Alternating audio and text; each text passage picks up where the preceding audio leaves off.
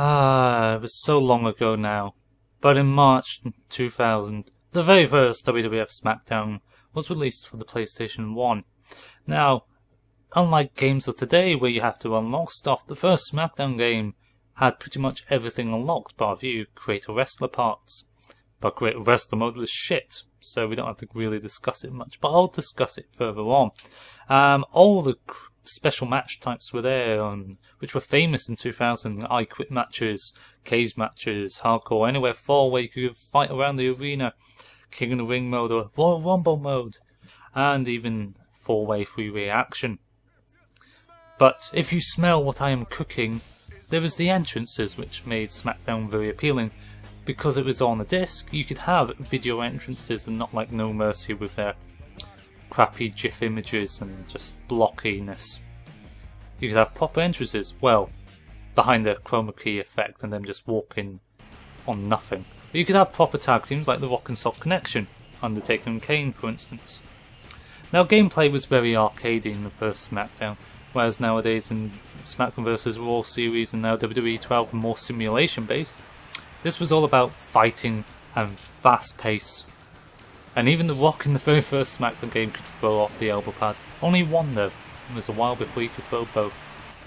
So after that, you could pin, submit, well, randomly submit, or knockout, of which All Stars is most famous for it now. You can still knock out in the older Smackdown games, but Smackdown 1 was the first to do it. You could also turn on the move names. So if you were like me, a total geek, and wanted to know what a specific move was called, well, this helped you very much. Jumping Arm Breaker. Ooh, nasty. Of course, some moves were still in WWE.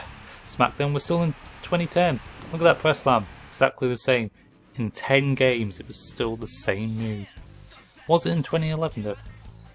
In season mode, you were basically facing off in random matches and trying to win and build up experience. Or unlock certain things by going through. You could also make your own match types, but nah, Create a Wrestler, Create a Season mode was actually pretty bad. Same with Create a Superstar. It was very limited. You couldn't morph the head in any way, you had to choose a default head.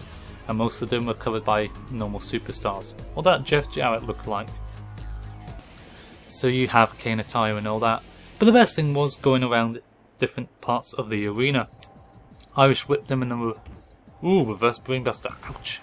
If you Irish whipped them, you could go to the entranceway and then again, and then you head into the backstage area. You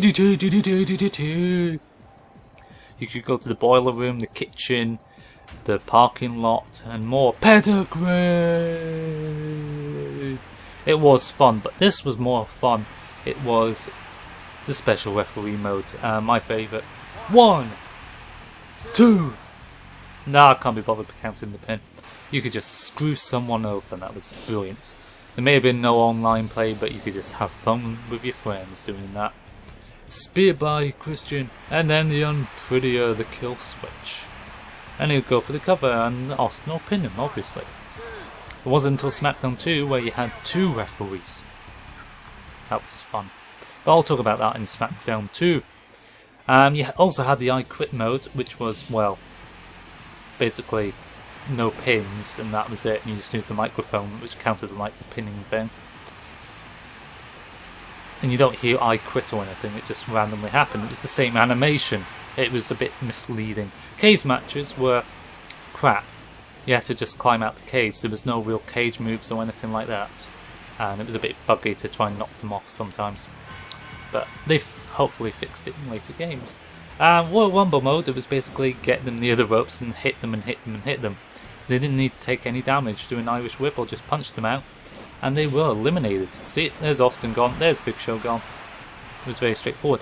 But at least Smackdown was the first game in the Smackdown series to have intergender battles. You could have women fighting the men.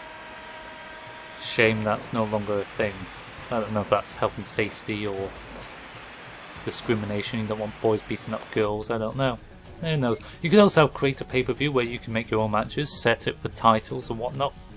So you could have up to 4 players in the ring at any one time. 4-way dance.